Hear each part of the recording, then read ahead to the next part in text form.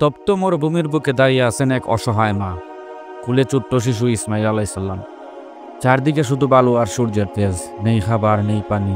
সেই কঠিন সময়েই আল্লাহর রহমতে সৃষ্টি হলো এক চিরন্তন নিদর্শন, জমজম কূপ। এই কাহিনী শুধু একটি পানির উৎসের জন্ম নয়, বরং আল্লাহর করুণা, ধৈর্য আর ইমানের এক অনন্য শিক্ষা। বিবি হাজেরা যখন গর্ভবতী হলেন, তখন বিবি সায়েরার চাপের সম্মুখে অত্যন্ত অসহায় অবস্থায় দিন যাপন করতেন। বিবি সায়েরা তার প্রতি অনেক নির্যাতন চালাতেন এবং ভীষণ ঈর্ষা পোষণ করতেন। থাকা খাওয়া ও বসবাসের ক্ষেত্রে বিবি হাজেরার সাথে কৃতদাসীর ন্যায় ব্যবহার করতেন। হযরত ইব্রাহিম আলাইহিসসালাম এ ব্যাপারে তাকে অনেকবার বুঝিয়েছেন এবং আরও বলেছেন আল্লাহর নির্দেশ অনুসারে সে সমান অধিকার পাওয়ার যোগ্যতা রাখেন। অতএব বিবি হাজেরার প্রতি উদার হওয়ার জন্য অনেক অনুরোধ করলেন। কিন্তু বিবি সায়েরা কোনো কথা তোয়াক্কা না করে বারবার তাকে বলতে থাকেন, আমি সন্তানের মা হতে পারবো না, আর হাজেরা আমার সম্মুখে সন্তানের মা হবে, এটা আমি সহ্য করতে পারবো না। যখন সন্তান জন্ম হওয়ার পরিপূর্ণ সময় হয়ে গেল, হঠাৎ একদিন বিবি হাজেরা এক পুত্র সন্তান প্রসব করলেন। প্রসবকালে হাজেরার নিকট কুটুর হইতে অনেক দাত্রী ও সেবিকাদের তিনি দেখতে পেলেন, যাদেরকে ইতিপূর্বে তিনি কোনোদিনও দেখেননি। এমনকি নবজাতকের কানে আজান পর্যন্ত কে শুনিয়েছিল তাকেও তিনি চিনতে পারেননি। অতঃপর দোয়া মোছার পরে নতুন কাপড় জড়িয়ে সন্তানটিকে হাজেরার খুলে দিয়ে দাত্রী ও সেবিকারা বিদায় হয়ে গেলেন। সবকিছুই বিবি হাজেরার নিকট অলৌকিক ও স্বপ্ন বলে মনে হলো। সর্বোপরি যে সন্তানটি তিনি প্রসব করেছেন তার মুখশ্রী এত উজ্জ্বল ছিল যাতে ঘরের অন্ধকার পর্যন্ত দূরীভূত হলো। তিনি ভাবলেন এই সব কিছুই আল্লাহ তাআলার অপার করুণা। বিবি হাজেরার সন্তান ভূমিষ্ঠ হবার অর্ধ দিবস পর বিবি সায়েরা খবর পেলেন। তখন তিনি হাজেরার কুশলাদি জিজ্ঞেস না করে হযরত ইব্রাহিম আলাইহিস সালামকে খবর দিলেন। হযরত ইব্রাহিম আলাইহিস সালাম পুত্র সন্তান ভূমিষ্ঠ হবার খবর শুনে অত্যন্ত আনন্দিত হলেন এবং উৎফুল্ল মনে ঘরে ফিরলেন। সায়েরা বিবি দরজার সামনে দাঁড়িয়েছিলেন। তিনি নবীর সম্মুখে কেঁদে ফেললেন।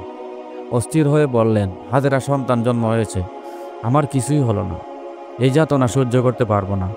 তুমি হাজেরাকে এই নবজাতক সহ আজকেই জনমানবহীন প্রান্তরে ফেলে আসো, যেখানে গাছপালা ও খাদ্য খাদক কিছুই নেই। না হয় আমি আজকেই তোমার ঘর ছেড়ে যেদিকে ইচ্ছে চলে যাব। আমাকে তুমি কোনো ক্রমেই এই মুহূর্তে আর ধরে রাখতে পারবে না। অতএব তুমি আমার প্রস্তাবে রাজি আছো কিনা? হযরত ইব্রাহিম আলাইহিস সালাম বললেন, একটু অপেক্ষা করো, আমি এক নজর সন্তানটিকে দেখে নেই, তারপরে তোমার সমস্ত শর্ত মেনে নেব। সায়েরা বললেন, না, তা হবে না। তখন হযরত ইব্রাহিম আলাইহিস সালাম বাধ্য হয়ে বিবি সায়েরার শর্ত পালন করার ওয়াদা করলেন। অতঃপর হযরত ইব্রাহিম আলাইহিস সালাম বিবি হাজেরার কক্ষে গিয়ে দেখলেন চন্দ্র সাদৃশ্য এক সন্তান কোলে নিয়ে হাজেরা বসে আছেন। নবীকে দেখে তিনি সালাম করলেন, অতঃপর সন্তানটিকে তার কোলে তুলে দিলেন। হযরত ইব্রাহিম আলাইহিস সালামের বৃদ্ধ বয়সে এই সন্তান যে কত আদরের ধন তা ভাষায় বর্ণনা করা সম্ভব নয়। তিনি সন্তানকে বুকে লাগালেন, মুখে লাগালেন এবং পরম তৃপ্তি ভরে তার প্রতি তাকিয়ে থাকলেন। দীর্ঘ সময় তিনি সন্তানকে নিয়ে আদর সোহাগ করলেন। বিবি হাজেরা তার পুত্রের প্রতি পিতার মমতা দেখে খুব তৃপ্তি লাভ করলেন। তিনি জীবনে অবহেলিত অবস্থা যত আঘাত পেয়েছেন, সায়েরার অত্যাচার ও নির্যাতন ভোগ করেছেন, তার সকল কষ্ট আজ তিনি ভুলে গেলেন। ইতিমধ্যে বিবি সায়েরা হযরত ইব্রাহিম আলাইহিস সালামকে তার নিকটে যেতে খবর দিলেন। হযরত ইব্রাহিম আলাইহিস সালাম খবর পেয়ে সন্তানটিকে আর একবার বুকে লাগিয়ে বিবি হাজেরার কোলে দিয়ে তিনি সায়েরার নিকট চলে গেলেন। তখন তিনি হাজেরাকে কখন বাড়ি থেকে নির্বাসনে নিয়ে যাবেন তা জানতে চাইলেন। হযরত ইব্রাহিম আলাইহিস সালাম পুত্রের মায়ায় কিছুটা আকৃষ্ট হলেন, তাই তিনি একটু নরম ভাষায় বললেন, হ্যাঁ, ওকে 2-1 দিনের মধ্যেই নিয়ে যাব। তুমি এ নিয়ে আমাকে এতটা অতিষ্ঠ করো না। সবে মাত্র শিশুটি ভূমিষ্ঠ হলো, এর মধ্যে তাকে বনবাসে পাঠানোর জন্য তুমি অধৈর্য হয়ে উঠেছ। মানবতা বলতে একটা আচার আচরণ সকলেরই থাকা উচিত। সকল ক্ষেত্রে অধৈর্য হলে চলে না। আমি যখন জবান দিয়েছি তখন তা আমি রক্ষা করবই। এমন সময় হযরত জিবরাইল আলাইহিস সালাম সেখানে হাজির হয়ে হযরত ইব্রাহিম আলাইহিস সালামকে বললেন, হে আল্লাহর দোস্ত, সায়েরা বিবির কথা অনুসারে অতি সত্বর কাজ করুন, এটাই আল্লাহ তাআলার অধিক পছন্দনীয়। হযরত জিবরাইল আলাইহিস সালামের কথা শুনে হযরত ইব্রাহিম আলাইহিস সালাম তো হয়ে গেলেন। তিনি আল্লাহ তাআলার এর রহস্যময় খেলার কোনো তাৎপর্য খুঁজে পেলেন না। তিনি দীর্ঘ সময় স্তম্ভিত হয়ে দাঁড়িয়ে রইলেন। এক মহাভাবনার সাগরে তিনি হাবুডুবু খাচ্ছিলেন। কিভাবে কি করবেন তা ভেবে তিনি কিছু স্থির করতে পারলেন না। অবশেষে তিনি ওযু করে 2 রাকাত নামাজ আদায় করলেন। হে মহান প্রভু, আমি আমার ভবিষ্যতের মঙ্গল অমঙ্গল সম্বন্ধে কিছু জানি না। আপনি একমাত্র উপরওয়ালা। আমি একমাত্র তোমার উপর ভরসা করছি। তুমি আমাকে সঠিক পথে পরিচালনা করো। আমি বিবেক দ্বারা সঠিক পথের সন্ধান কোনোদিনও পাবো না, তাই তোমার আশ্রয় প্রার্থনা করছি।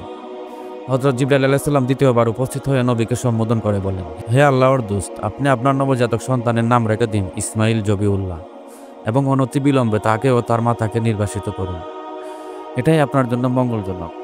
হযরত ইব্রাহিম আলাইহিস সালাম বিবি হাজেরার নিকটবর্তী হয়ে বললেন, আমি আল্লাহ তাআলার অনুরোধ ক্রমে এ সন্তানের নাম রেখে দিলাম ইসমাইল জবিউল্লাহ। হে হাজেরা বিবি, তুমি আরও শুনে রাখো, আগামী দিন শুক্রবার ভোরবেলা তোমাকে ও ইসমাইলকে আমার সঙ্গে এক উত্তম দাওয়াতে যেতে হবে। এর জন্য তোমরা যথাযথ প্রস্তুতি গ্রহণ করো। বিবি হাজেরা নবীর ফরমান শুনে হতজ্ঞান হয়ে গেলেন। তিনি বললেন, হুজুর, আপনি এ কি বলছেন? এই নবজাতক সন্তানকে নিয়ে কোথায়, কেন এবং কি দাওয়াতে যাব? আপনার কথার কোনো তাৎপর্য আমার বোধগম্য হচ্ছে না। হযরত ইব্রাহিম আলাইহিস সালাম বললেন, আগে পথ চলতে আরম্ভ করো, পরে সব কিছু জানতে পারবে। স্বামীর হুকুম শিরোধার্য, তাই বিবি হাজেরা আর অতিরিক্ত কোনো কিছু জিজ্ঞেস করলেন না। পরের দিন শুক্রবার ভোরবেলা দুটি উট এনে একটির উপর নবী সোয়ার হলেন, অপরটির উপর ইসমাইল আলাইহিস সালামের বিবি হাজেরাকে উঠালেন। নবী ইব্রাহিম আলাইহিস সালাম, বিবি হাজেরা এবং সদ্য জন্ম নেওয়া পুষ্পতুল্য নবজাতক সন্তান হযরত ইব্রাহিম আলাইহিস সালামকে নিয়ে রওনা দিলেন। দিগন্তহীন মরুময় প্রান্তরে কোথায় যাবেন তার কোনো গন্তব্যস্থল নির্দিষ্ট ছিল না। নবীও জানেন না কোন পথে কোথায় গেলে আল্লাহ তাআলার আদেশ সঠিকভাবে পালন করা হবে।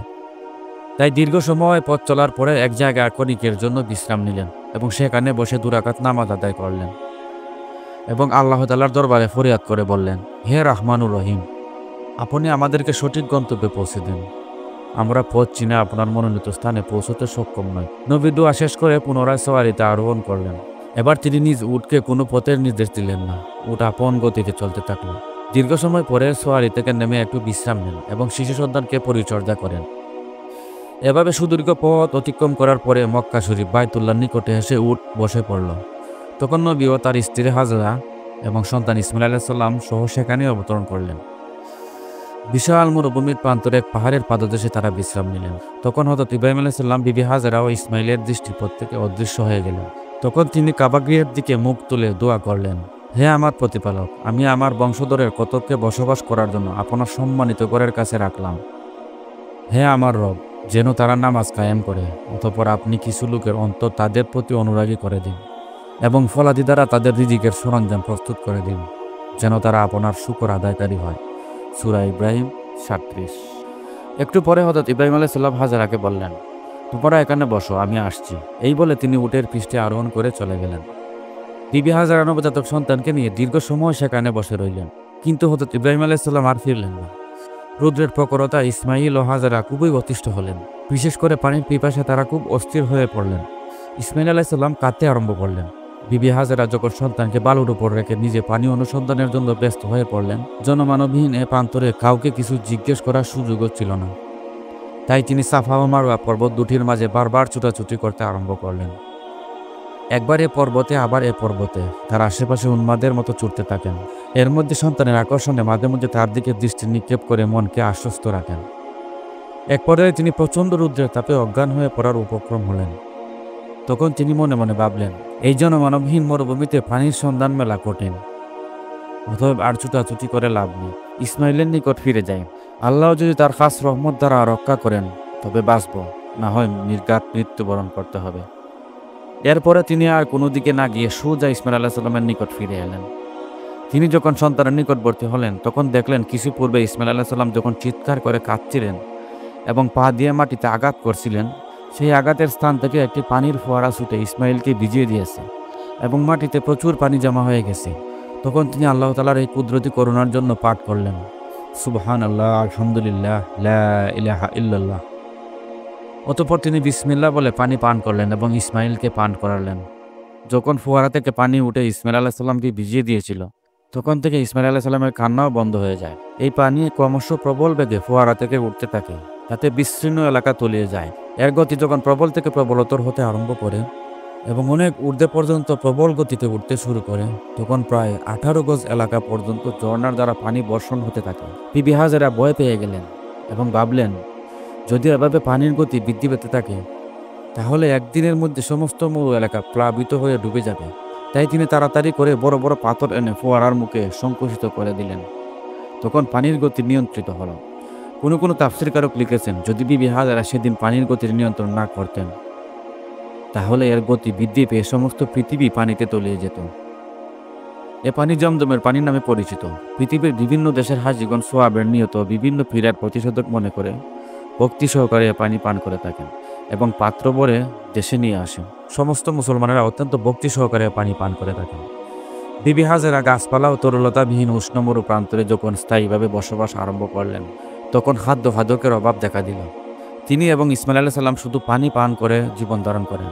আল্লাহ তাআলা পানির মধ্যে খাদ্য পানীয় সম্পদের উভয়টি মিশ্রিত করে তাদের জীবন রক্ষার ব্যবস্থা করে দেন।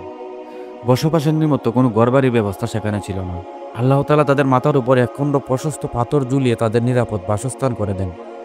এভাবে কুদরতি নিয়ামত দ্বারা আল্লাহ তাআলা তাদেরকে সেখানে সুখ শান্তি দান করেন। হযরত ইসমাঈল আলাইহিস সালাম ও হাজেরা জমজম কূপের পাশেই বসবাসের জন্য মন স্থির করলেন।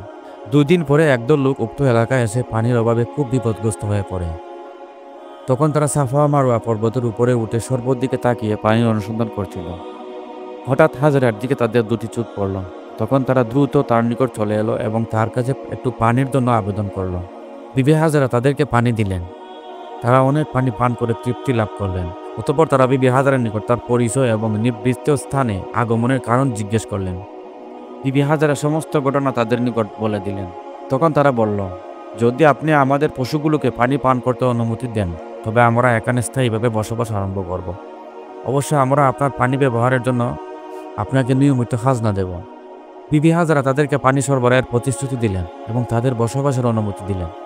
সেই থেকে বণিকেরা সেখানে বাড়িঘর তৈরি করে স্থায়ীভাবে বসবাস আরম্ভ করে। পরবর্তী সময় সেখানে আরও অনেক কাফেলা এসে বসবাস আরম্ভ করে। ধীরে ধীরে স্থানটি একটি নগরীতে রূপ নিতে আরম্ভ করে। দীর্ঘ 7 বছর যাবৎ বিবি হাজেরা ইসমাঈল আলাইহিস সালামকে নিয়ে সেখানে বসবাস করেন এবং আল্লাহ তাআলার বন্দেগীর মাধ্যমে সময় কাটান। জমজমের পানির জন্য খাজনা হিসেবে বিভিন্ন কাফেলার মানুষেরা যে টাকা পয়সা দিত, তাতে বিবি হাজেরার খরচের পরে উদ্ধৃত থাকত। তিনি উদ্ধৃত টাকা জাতির কল্যাণে ব্যয় করার নিয়তে জমা করতেন। 7 বছর উত্তীর্ণ হবার পরে একদিন হযরত ইব্রাহিম আলাইহিস সালাম তার স্ত্রী সায়রার নিকট বললেন, আমার মন চায় একটু ইসমাঈল আলাইহিস সালাম ও হাজেরাকে দেখে আসি। বিবি সায়রা বললেন, হ্যাঁ, আপনি যেতে পারেন, তবে উট থেকে মরুভূমিতে নামতে পারবেন না। যদি আপনি এই অঙ্গীকার পালনে ওয়াদা করতে পারেন, তবে আমি আপনাকে যাওয়ার অনুমতি দিতে পারি। হযরত ইব্রাহিম আলাইহিস সালাম সায়রার শর্তে রাজি হলেন। সায়রা তখন তাকে যাওয়ার অনুমতি দিলেন। হযরত ইব্রাহিম আলাইহিস সালাম উটের পৃষ্ঠে আরোহণ করে পথ চলতে আরম্ভ করলেন। সুদীর্ঘ পথ অতিক্রম করে যখন তিনি গিয়ে সেই মক্কা ভূমিতে পৌঁছলেন, তখন তিনি কিছুই চিনতে পারলেন না। স্থানটি আর সেই পূর্বের অবস্থায় নেই। অসংখ্য বাড়িঘর, মানুষ, পশু ও উদ্ভিদে পরিপূর্ণ। এসব দেখে তিনি অবাক হয়ে গেলেন। তিনি পুত্রের মায়া দিশাহারা হয়ে চতুর্দিকে খোঁজ করতে লাগলেন। অনেক সময় পরে একটি দালানের নিকট আসতেই তিনি বিবি হাজেরাকে দেখলেন। বিবি হাজেরা উটের পৃষ্ঠে তার স্বামী হযরত ইব্রাহিম আলাইহিস সালামকে দেখতে পেলেন। উভয়ের দৃষ্টির বিনিময়ের ফলে উভয় মনে বিদ্যুতের ন্যায় এক আনন্দ তড়িৎ বয়ে গেল। হাজেরা দৌড়ে এসে স্বামীকে সালাম করলেন এবং তাকে উটের পিঠ হতে নেমে আসতে অনুরোধ করলেন। তখন হযরত ইব্রাহিম আলাইহিস সালাম সায়রার অঙ্গীকারের কথা তাকে জানালেন। তখন তিনি 2টি পাথর এনে তার পাথরের উপর রেখে পা ধুয়ে দিলেন এবং তার মুখমণ্ডল ধৌত করে দিলেন। এভাবে কিছু সময় উটের পিঠে কাটিয়ে হযরত ইব্রাহিম আলাইহিস সালাম জেরুজালেমের উদ্দেশ্যে প্রত্যাবর্তন করলেন। যাত্রাকালে তিনি পুত্র ও তার মাতার জন্য হাত তুলে দোয়া করে গেলেন। এখানে প্রাসঙ্গিক একটি জরুরি কথা বলে রাখা প্রয়োজন। বিবি হাজেরা যে পাথরের উপর হযরত ইব্রাহিম আলাইহিস সালামের পা রেখে ধুয়ে দিয়েছিলেন, সেই পাথরকে আল্লাহ তাআলা এখন পর্যন্ত মর্যাদাবান করে রেখেছেন। তার নাম মাকামে ইব্রাহিম। হাজিগণ বায়তুল্লাহ জিয়ারত শেষে অধিক মর্তবা লাভের আশায় সেখানে নামাজ আদায় করে থাকেন। দ্বিতীয়ত, বিবি হাজেরা পানি অন্বেষণের নিমিত্ত সাফা ও মারওয়া নামক যে 2টি পর্বতে বারবার ছুটাছুটি করেছেন, সেই কার্যকলাপকে আল্লাহ পাক অনেক পছন্দ করেছেন। আল্লাহ তাআলা হজ আদায়কারীদের জন্য পালনীয় কর্তব্য করে দিয়েছেন। সকল হাজিগণ হজ পালনকালে ওই পর্বত 2টিকে সাবধান দ্রুত পদাচারণ করে থাকেন। কিয়ামত পর্যন্ত এ বিধান মুসলমানের জন্য কার্যকর থাকবে। আজও কোটি কোটি মানুষ সেই জমজমের পানি পান করে, যা শুরু হয়েছিল বিবি হাজেরার ধৈর্য আর তাওয়াক্কুলের মাধ্যমে। এই কাহিনী আমাদের শেখায়, যত কঠিন পরিস্থিতি আসুক না কেন, আল্লাহর উপর ভরসা রাখলে রহমতের দরজা অবশ্যই খুলে যাবে ইনশাআল্লাহ। আল্লাহ পাক আমাদের সবাইকে আল্লাহর প্রতি পূর্ণ বিশ্বাস রেখে ধৈর্যের সাথে চলার তৌফিক দান করুন। আমিন সুম্মা আমিন। আসসালামু আলাইকুম ওয়া রাহমাতুল্লাহি ওয়া বারাকাতুহু।